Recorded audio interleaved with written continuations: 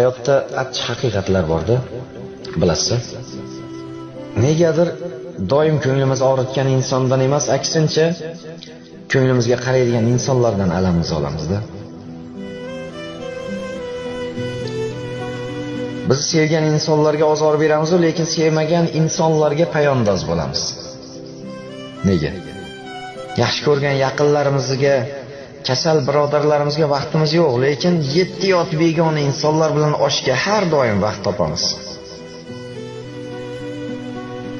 Oilasi nochorroq singlimizga har xil bahonalar bilan yordam bermaslikka harakat qilamiz, lekin xalqni ko'ziga qozon-qozon oshlar qilib ziyofat beramiz.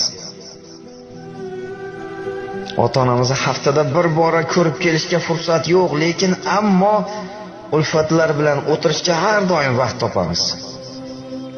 Nega?